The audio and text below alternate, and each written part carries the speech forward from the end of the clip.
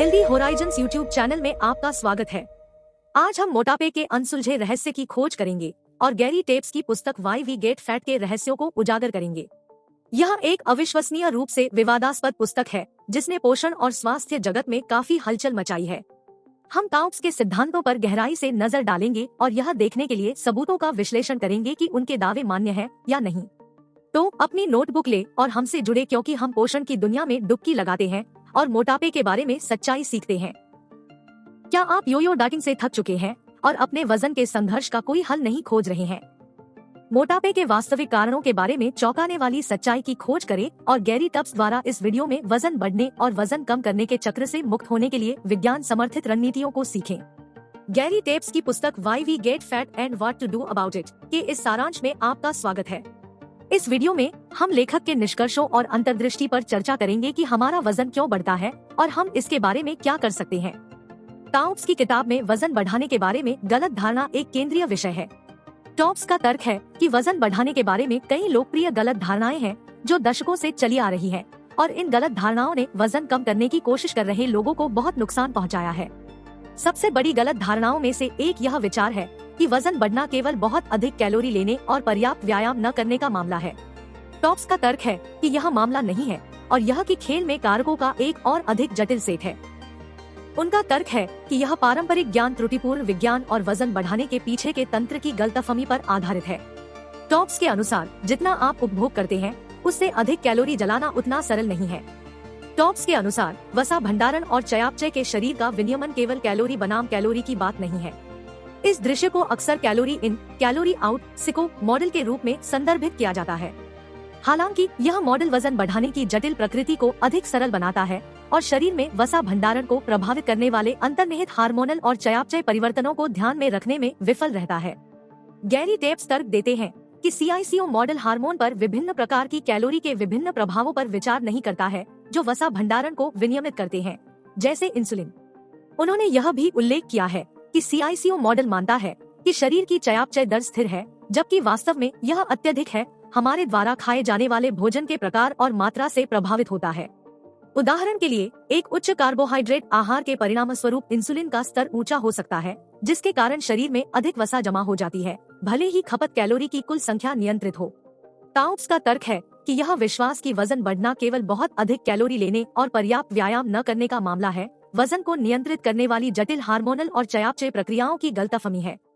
तर्क देते हैं कि वजन और समग्र स्वास्थ्य को नियंत्रित करने में हार्मोन की भूमिका और हमारे द्वारा खाए जाने वाले खाद्य पदार्थों की अधिक सूक्ष्म समझ को मोटापे की महामारी को प्रभावी ढंग से संबोधित करने की आवश्यकता है। इसके अलावा सिको मॉडल वसा भंडारण को विनियमित करने में शारीरिक गतिविधि की भूमिका की उपेक्षा करता है। ताओप्स के अनुसार शारीरिक गतिविधि का वजन घटाने पर न्यूनतम प्रभाव पड़ता है, क्योंकि व्यायाम के दौरान जली हुई अतिरिक्त कैलोरी की भरपाई के लिए शरीर बस अपनी चयापचय दर को समायोजित करेगा।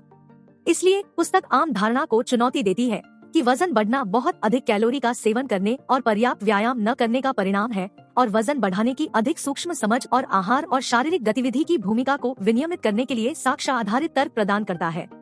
शरीर की चर्बी। एक और गलत धारणा यह है कि सभी कैलोरी समान बनाई जाती है और यह कि चीनी से कैलोरी प्रोटीन से कैलोरी के समान होती है। ताओप्स का तर्क है कि विभिन्न प्रकार की कैलोरी का शरीर पर बहुत अलग प्रभाव हो सकता है, और हम जिस प्रकार की कैलोरी का सेवन करते हैं वह कैलोरी की संख्या से कहीं अधिक महत्वपूर्ण है। ताओप्स के अनुसार इस धारणा ने दशकों से गुमराह करने वाली आहार संबंधी सलाह दी है और मोटापे की महामारी में योगदान दिया है।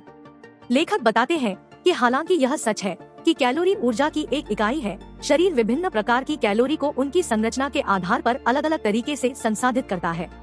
उदाहरण के लिए, चीनी से कैलोरी को प्रोटीन से कैलोरी की तुलना में अलग तरीके से मेटाबोलाइज किया जाता है। चीनी से कैलोरी जल्दी से रक्त प्रवाह में अवशोषित हो जाती है और इंसुलिन की रिहाई को ट्रिगर करती है, एक हार्मोन जो ग्लूकोज के स्तर को नियंत्रित करता है। समय के साथ उच्च इंसुलिन का स्तर इंसुलिन प्रतिरोध और मोटापे का कारण बन सकता है। दूसरी ओर, प्रोटीन से कैलोरी रक्त प्रवाह में कम तेजी से अवशोषित होती है और इंसुलिन के स्तर पर अधिक मामूली प्रभाव पड़ता है। ताओप्स यह भी तर्क देते हैं कि विभिन्न खाद्य पदार्थों के शरीर पर अलग अलग हार्मोनल प्रभाव होते हैं जो उनकी कैलोरी सामग्री से परे जाते हैं। वह नोट करता है कि जब हम चीनी और परिष्कृत कार्बोहाइड्रेट में उच्च खाद्य पदार्थ खाते हैं तो यह इंसुलिन की रिहाई को ट्रिगर करता है, जिससे भूख बढ़ जाती है और शरीर की वसा जलाने की क्षमता कम हो जाती है। यही कारण है कि चीनी और परिष्कृत कार्बोहाइड्रेट में उच्च आहार से वजन बढ़ सकता है, भले ही कैलोरी की मात्रा ऐसे आहार के समान हो जो इस प्रकार के खाद्य पदार्थों में कम हो। टॉप्स का तर्क है कि यह विश्वास की सभी कैलोरी समान बनाई जाती है, शरीर में होने वाली जटिल चयापचय प्रक्रियाओं की गलतफहमी है। उनका तर्क है कि चीनी से कैलोरी प्रोटीन से कैलोरी के समान नहीं है और कैलोरी का प्रकार हम उपभोग करते हैं हमारे वजन और समग्र स्वास्थ्य को विनियमित करने में महत्वपूर्ण भूमिका निभाता है। गैरी टूब्स का तर्क है कि लोकप्रिय धारणा है कि वजन बढ़ना मुख्य रूप से खराब आत्मनियंत्रण और अनुशासन की कमी का परिणाम है। यह मोटापे और चयापचय के विज्ञान की गलतफहमी है। टाउप्स के अनुसार इस धारणा ने दशकों से गुमराह करने वाली आहार संबंधी सलाह दी है और मोटापे की महामारी में योगदान दिया है। लेखक बताते हैं कि वजन बढ़ना केवल हमारे द्वारा खर्च की जाने वाली कैलोरी से अधिक लेने का मामला नहीं है। उनका तर्क है कि हार्मोन, विशेष रूप से इंसुलिन, वसा भंडारण और चयापचय को विनियमित करने में महत्वपूर्ण भूमिका निभाते हैं। जब हम चीनी और रिफाइंड कार्बोहाइड्रेट से भरपूर खाद्य पदार्थ खाते हैं तो यह इंसुलिन की रिहाई को ट्रिगर करता है, जिससे भूख बढ़ती है और शरीर की वसा जलाने की क्षमता कम हो जाती है। यह हार्मोनल प्रभाव हमारे भोजन के सेवन को नियंत्रित करना मुश्किल बना सकता है, भले ही हमारे पास मजबूत इच्छाशक्ति और आत्मानुशासन हो। टाउप्स का यह भी तर्क है कि वजन बढ़ने के प्राथमिक कारण के रूप में खराब आत्मनियंत्रण में विश्वास ने अधिक वजन वाले और मोटे व्यक्तियों को कलंकित किया है, जिससे उनके प्रति एक नकारात्मक सांस्कृतिक रवैया पैदा हुआ है। इसके परिणामस्वरूप मोटापे की महामारी के मूल कारणों, जैसे कि हमारे द्वारा खाए जाने वाले खाद्य पदार्थों के हार्मोनल प्रभाव को संबोधित करने के बजाय वजन घटाने के लिए व्यक्तिगत जिम्मेदारी पर ध्यान केंद्रित किया गया है। अंत में टाउप्स का तर्क है कि यह विश्वास की वजन बढ़ना मुख्य रूप से खराब आत्मनियंत्रण और अनुशासन की कमी का परिणाम है। वजन को नियंत्रित करने वाली जटिल हार्मोनल और चयापचय प्रक्रियाओं की गलतफहमी है। उनका तर्क है कि वजन घटाने के लिए व्यक्तिगत जिम्मेदारी पर ध्यान, हार्मोन की भूमिका और वजन और समग्र स्वास्थ्य को नियंत्रित करने में खाने वाले खाद्य पदार्थों की अधिक सूक्ष्म समझ के साथ प्रतिस्थापित किया जाना चाहिए। वजन बढ़ाने का विज्ञान। गैरी टेप्स बताते हैं कि कैसे वसा ऊतक का हार्मोनल विनियमन वजन बढ़ाने में महत्वपूर्ण भूमिका निभाता है। वह बताते हैं कि कैसे इंसुलिन जैसे हार्मोन, जो हमारे रक्त शर्करा के स्तर को नियंत्रित करते हैं, हमारे शरीर में जमा वसा की मात्रा को भी नियंत्रित करते हैं। जब हम कार्बोहाइड्रेट का सेवन करते हैं तो इंसुलिन का स्तर बढ़ जाता है, जो हमारे शरीर को अधिक वसा जमा करने के लिए कहता है। गैरी टेप्स, लेखक, वजन बढ़ाने के पीछे के विज्ञान में तल्लीन है और इसके आसपास की कई भ्रांतियों को दूर करने का प्रयास करते हैं। उनके द्वारा किए गए प्रमुख बिंदुओं में से एक यह है कि वजन बढ़ना केवल एक बन से अधिक कैलोरी लेने का परिणाम नहीं है, बल्कि यह एक जटिल प्रक्रिया है जो हार्मोन और आनुवंशिकी सहित कई कारकों से प्रभावित होती है। इस बिंदु को साबित करने के लिए टाउप्स कई वैज्ञानिक अध्ययनों का हवाला देते हैं, जिसमें मोटे और दुबले व्यक्तियों की चयापचय दर को देखा जाता है। परिणामों से पता चला कि मोटापे से ग्रस्त व्यक्तियों की चयापचय दर उनके दुबले समकक्षों की तुलना में धीमी थी, तब भी जब वे समान संख्या में कैलोरी का सेवन करते थे। यह सबूत इस विचार का समर्थन करता है कि वजन बढ़ना केवल कैलोरी बनाम कैलोरी की बात नहीं है, बल्कि हार्मोन, आनुवंशिकी और अन्य कारकों के एक जटिल परस्पर क्रिया का परिणाम है। पुस्तक में वर्णित एक अन्य वैज्ञानिक अध्ययन ने इंसुलिन के स्तर और वजन बढ़ाने पर उच्च कार्बोहाइड्रेट आहार के प्रभाव को देखा। अध्ययन में पाया गया कि एक उच्च कार्बोहाइड्रेट आहार के कारण इंसुलिन के स्तर में वृद्धि हुई, जिसके कारण वसा का भंडारण और वजन बढ़ने लगा। यह सबूत इस विचार का समर्थन करता है कि कार्बोहाइड्रेट में उच्च आहार वजन बढ़ाने में योगदान दे सकता है, भले ही खपत कैलोरी की कुल संख्या समान हो। इन वैज्ञानिक अध्ययनों के अलावा टाउप्स अपने तर्क का समर्थन करने के लिए कम कार्बोहाइड्रेट आहार और मोटापे की कम दरों वाली आबादी के अवलोकन सहित अन्य सबूतों का भी हवाला देते हैं कि वजन बढ़ना केवल बहुत अधिक कैलोरी लेने का परिणाम नहीं है। कुल मिलाकर पुस्तक वजन बढ़ाने के पीछे के विज्ञान का एक व्यापक अवलोकन प्रस्तुत करती है और इसके आसपास की कई भ्रांतियों को दूर करने का प्रयास करती है। वजन बढ़ने के वास्तविक कारणों को समझने के लिए एक ठोस आधार प्रदान करती है और इसे दूर करने के लिए क्या किया जा सकता है। वजन बढ़ाने पर रिफाइंड कार्बोहाइड्रेट का प्रभाव एक प्रमुख विषय है। टॉप्स के अनुसार परिष्कृत कार्बोहाइड्रेट मोटापे की महामारी में एक प्रमुख योगदान करता है और उनका मानव शरीर पर एक अनूठा प्रभाव पड़ता है जो उन्हें अन्य खाद्य पदार्थों से अलग करता है। किताब में किए गए मुख्य तर्कों में से एक यह है कि परिष्कृत कार्बोहाइड्रेट इंसुलिन स्राव को उत्तेजित करते हैं, जो बदले में वसा भंडारण को बढ़ावा देता है। ऐसा इसलिए है क्योंकि इंसुलिन एक हार्मोन है जो रक्त शर्करा के स्तर को नियंत्रित करता है और जब रक्त में ग्लूकोज का स्तर बढ़ता है तो इंसुलिन का स्राव बढ़ जाता है। इंसुलिन रक्त प्रवाह से ग्लूकोज को साफ करने और इसे यकृत और मांसपेशियों के ऊतकों में जमा करने में मदद करता है, लेकिन अगर ग्लूकोज को ऊर्जा के लिए नहीं जलाया जाता है तो यह वसा में परिवर्तित हो जाता है और वसा ऊतक में जमा हो जाता है। यही कारण है कि परिष्कृत कार्बोहाइड्रेट में उच्च आहार से वजन बढ़ सकता है, भले ही वे कुल कैलोरी में कम हो। टॉप्स का यह भी तर्क है कि परिष्कृत कार्बोहाइड्रेट भूख और चयापचय के शरीर के नियमन में हस्तक्षेप कर सकते हैं। उदाहरण के लिए परिष्कृत कार्बोहाइड्रेट रक्त शर्करा के स्तर को जल्दी से बढ़ा सकते हैं, जिससे इंसुलिन स्राव में वृद्धि हो सकती है। यह रक्त शर्करा के स्तर में तेजी से गिरावट का कारण बन सकता है, भूख की भावना और चयापचय में कमी के कारण। नतीजतन जो लोग बहुत अधिक परिष्कृत कार्बोहाइड्रेट का सेवन करते हैं, उनके अधिक खाने और वजन कम करने में कठिनाई होने की संभावना अधिक होती है। इन दावों का समर्थन करने के लिए टाउप्स कई वैज्ञानिक अध्ययनों का हवाला देते हैं, जिनमें से एक यह दर्शाता है कि जिन लोगों ने उच्च कार्बोहाइड्रेट आहार का सेवन किया था, उनमें इंसुलिन का स्तर अधिक था और कम कार्बोहाइड्रेट वाले आहार का सेवन करने वालों की तुलना में वजन बढ़ने की संभावना अधिक थी। एक अन्य अध्ययन से पता चला है कि कम कार्बोहाइड्रेट वाले आहार का सेवन करने वाले लोगों में इंसुलिन संवेदनशीलता में सुधार हुआ और मोटापे और मधुमेह का जोखिम कम हुआ। कुल मिलाकर टॉप्स का तर्क है कि परिष्कृत कार्बोहाइड्रेट का वजन बढ़ाने पर महत्वपूर्ण प्रभाव पड़ता है और मोटापे को रोकने और वजन घटाने को बढ़ावा देने के लिए उनकी खपत को कम करना एक महत्वपूर्ण कदम है। वजन बढ़ने से निपटने के तरीके के रूप में लेखक कम कार्बोहाइड्रेट समाधान की अवधारणा में तल्लीन है। टॉप्स के अनुसार कम कार्बोहाइड्रेट समाधान के पीछे का विचार परिष्कृत कार्बोहाइड्रेट के सेवन को प्रतिबंधित करना है, जो वजन बढ़ाने में योगदान देने के लिए जाने जाते हैं और उन्हें उन खाद्य पदार्थों से प्रतिस्थापित करते हैं जो स्वस्थ वसा और प्रोटीन में उच्च होते हैं। टॉप्स पुस्तक में किए गए प्रमुख बिंदुओं में से एक यह है कि शरीर वसा और प्रोटीन की तुलना में कार्बोहाइड्रेट को अलग तरह से संभालता है। जब हम परिष्कृत कार्बोहाइड्रेट जैसे चीनी, सफेद आटा और अन्य प्रसंस्कृत खाद्य पदार्थ खाते हैं, तो हमारे इंसुलिन का स्तर बढ़ जाता है, जिससे वसा का भंडारण और वजन बढ़ता है।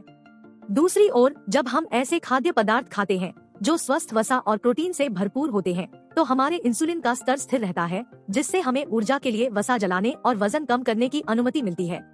इस बिंदु का समर्थन करने के लिए टूप्स कई वैज्ञानिक अध्ययनों का हवाला देते हैं जो वर्षों से आयोजित किए गए हैं।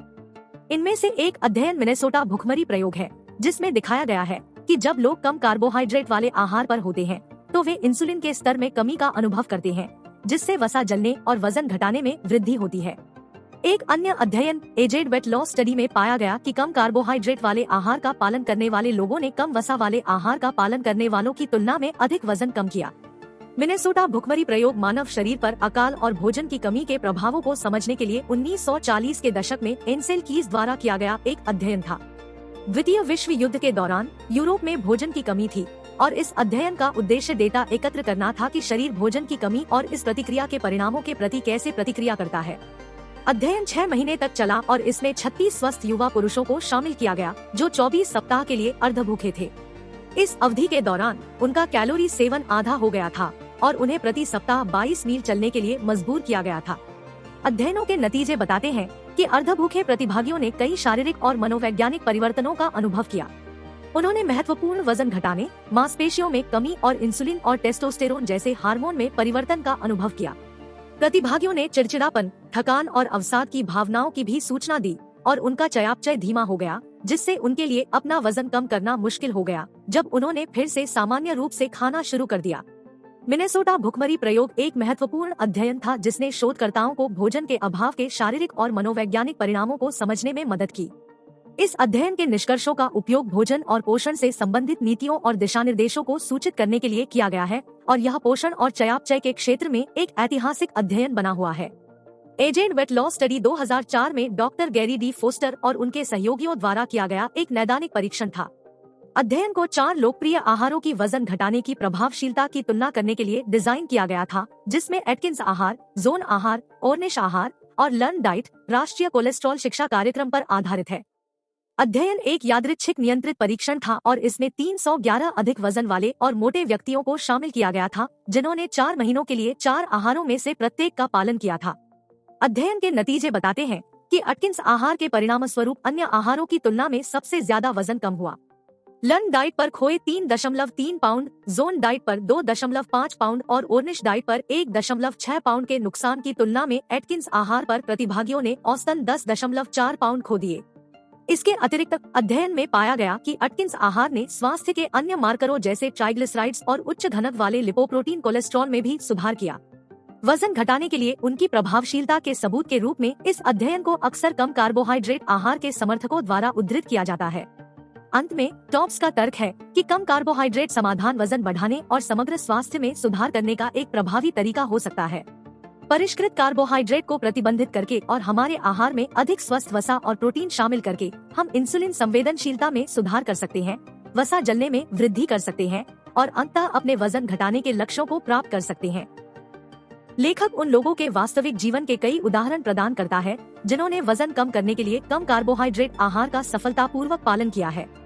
इन उदाहरणों का उपयोग प्रभावशीलता को दर्शाने के लिए किया जाता है, कम कार्बोहाइड्रेट दृष्टिकोण, और यह दिखाने के लिए कि कैसे यह दृष्टिकोण लोगों को वजन बढ़ाने और वजन बढ़ाने के विज्ञान के बारे में गलत धारणाओं को दूर करने में मदद कर सकता है।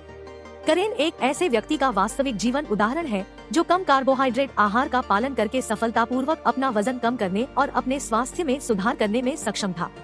करेन पहले अधिक वजन वाली थी और वजन कम करने के लिए कम वसा और कम कैलोरी वाले आहार जैसे विभिन्न आहार आजमा रही थी। हालांकि उसने पाया कि इन आहारों से अक्सर उसे भूख और असंतुष्ट महसूस होता है और वह अक्सर वजन वापस हासिल कर लेती है। कम कार्बोहाइड्रेट वाले तरीके के बारे में जानने के बाद कैरन ने इसे आजमाने का फैसला किया। वह परिणामों से चकित थी क्योंकि वह ऐसा भोजन करने में सक्षम थी जिसका उसने आनंद लिया और भूख या वंचित महसूस किए बिना पूर्ण और संतुष्ट महसूस किया। नतीजतन करेन आहार पर टिके रहने और वजन कम करने में सक्षम थी बिना यह महसूस किए कि वह कुछ त्याग कर रही थी। समय के साथ उसके वजन घटाने से स्वास्थ्य चिन्हों में सुधार हुआ, जैसे कि रक्तचाप और कोलेस्ट्रॉल के स्तर में कमी। करेन की कहानी वजन घटाने और बेहतर स्वास्थ्य के लिए कम कार्बोहाइड्रेट दृष्टिकोण की प्रभावशीलता के लिए एक वसीयतनामा है और यह एक उदाहरण के रूप में कार्य करती है कि कैसे यह दृष्टिकोण वजन बढ़ाने से जूझ रहे लोगों के लिए एक सफल और स्थायी समाधान हो सकता है। किताब से जिम के वास्तविक जीवन का उदाहरण वजन घटाने के लिए कम कार्बोहाइड्रेट दृष्टिकोण के लाभों को दर्शाने के लिए उपयोग किया जाता है। जिम अपने मध्य 50 के दशक में एक व्यक्ति है जो अधिक वजन का था और कई वर्षों से अपने वजन से जूझ रहा था। उन्होंने अतीत में विभिन्न आहारों की कोशिश की थी, लेकिन किसी ने भी उनके लिए लंबे समय तक काम नहीं किया था। लो कार्बोहाइड्रेट दृष्टिकोण के बारे में जानने के बाद उन्होंने इसे आजमाने का फैसला किया। जिम ने कई महीनों तक निम्न कार्बोहाइड्रेट दृष्टिकोण का पालन किया और परिणामों से चकित था। उसने वजन कम किया और उसका कोलेस्ट्रॉल का स्तर नाटकीय रूप से गिर गया। उन्होंने अपने ऊर्जा स्तर और समग्र स्वास्थ्य में भी सुधार देखा। पुस्तक के अनुसार जिम की कहानी कम कार्बोहाइड्रेट दृष्टिकोण की प्रभावशीलता का एक वसीयतनामा है और यह दिखाती है कि यह कैसे लोगों को उनके वजन घटाने के लक्ष्यों को प्राप्त करने और उनके समग्र स्वास्थ्य में सुधार करने में मदद कर सकता है। अंत में यह समझना कि हम मोटे क्यों होते हैं और इसके बारे में क्या करना है, वजन बढ़ने के कारणों और इससे निपटने के तरीके को बेहतर ढंग से समझने की चाहत रखने वाले किसी भी व्यक्ति के लिए एक मूल्यवान संसाधन है। वसा ऊतक के हार्मोनल विनियमन और परिष्कृत कार्बोहाइड्रेट के प्रभाव को समझकर हम अपने आहार के बारे में सूचित निर्णय ले सकते हैं और अपने स्वास्थ्य पर नियंत्रण रख सकते हैं। हम आशा करते हैं कि आपने मोटापे के अनसुलझे रहस्य की खोज और गैरी टेप्स की पुस्तक व्हाई वी गेट फैट के हमारे विश्लेषण का आनंद लिया। हम आशा करते हैं कि आपको मोटापे के स्वास्थ्य संबंधी प्रभावों और इस वैश्विक समस्या के संभावित समाधानों की बेहतर समझ प्राप्त हुई होगी। इस यात्रा में हमारे साथ जुड़ने के लिए धन्यवाद और हम जल्द ही आपको स्वस्थ क्षितिज पर फिर से देखने के लिए उत्सुक हैं। कृपया वीडियो को लाइक करें और अधिक बेहतरीन सामग्री के लिए हमारे चैनल को सब्सक्राइब करें।